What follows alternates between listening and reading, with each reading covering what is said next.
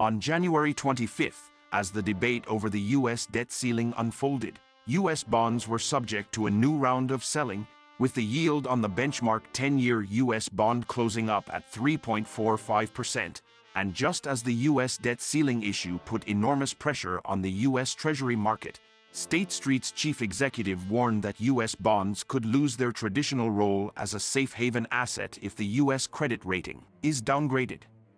Immediately after, U.S. Treasury Secretary Janet Yellen said on January 24 that a potential default on U.S. federal debt would bring a self-inflicted disaster to the U.S. Treasury market, and that a debt default would trigger a downgrade of the U.S. sovereign debt rating, mass firings of staff, a collapse of financial markets, a jeopardizing the U.S. recession, weakening the U.S. dollar as a global reserve currency, and could cause a U.S. financial crisis. Yellen said that currently the market may be very concerned about whether the United States will pay the interest on its debt and its bills.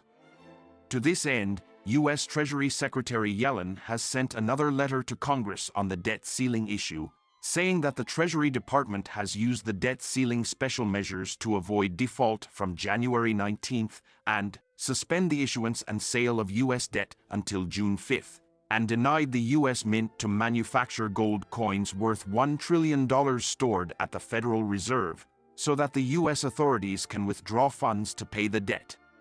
So that the U.S. authorities can withdraw the funds to pay their bills. Analysts believe this could upend the U.S. financial and Treasury markets sometime after early June, when the U.S. could default on its obligations, and just as the U.S. Treasury's suspension of U.S. debt issuance has weakened its ability to bail out its own debt, big buyers of global central banks with national backgrounds are moving away from or reducing their U.S. debt investments. According to the latest TIC report on international capital flows released by the U.S. Treasury on January 19, November 2022, although foreign private investors also saw an increase in demand for U.S. debt, but global official institutions, including global central banks and sovereign wealth funds, saw the 10th consecutive month of selling U.S. debt.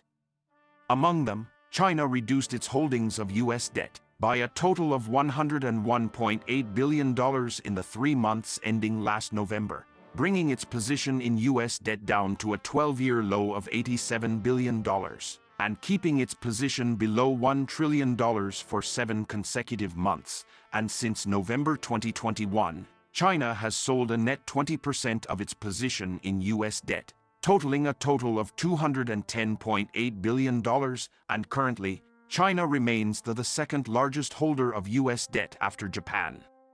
Since nearly a week, a number of Fed governors continue to reiterate their support for the peak interest rate to increase above 5% as soon as possible in order to achieve the inflation target, which indicates that the benchmark U.S. bond yields, dollar interest rates in 2023 will rise to the 5% range, becoming the largest tail risk facing U.S. debt, which in the context of the increased risk of default due to the impasse in the U.S. Congress on the debt ceiling issue, may not be able to make payments. These factors are expected to accelerate the pace at which global central banks are moving away from U.S. debt, in an environment where the U.S. is abusing its currency status.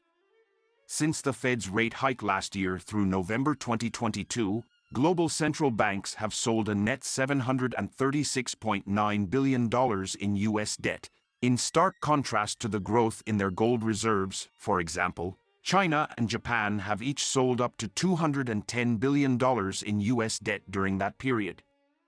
Although the Federal Reserve and the U.S. Treasury think they can control the stability of U.S. debt, it is clear that they can't. According to U.S. Treasury Secretary Janet Yellen's speech on January 24, a potential default on U.S. federal debt would bring a disaster to the U.S. Treasury market and would be a very irresponsible approach to ask for it. Yellen warned that, when extraordinary measures run out, the U.S. could default on its debt, even saying that before the U.S. debt faces the day of reckoning there could be serious consequences. Immediately after, according to the U.S. financial research firm Zero Hedge in a follow-up report on January 24, the analysis said that the fact that the U.S. may default and global central banks are accelerating the sale of U.S. debt for gold suggests that it may only be a matter of time before the U.S. debt, known as the anchor of global asset prices, loses its function as a safe haven asset, and some countries have the possibility of liquidating U.S. debt. Although the U.S. Treasury and the Federal Reserve think they can control the value of the dollar, but the history of human money tells us that they cannot control. The Federal Reserve is unable to print gold because now the macro environment of the U.S. economy is monetized debt and currency devaluation.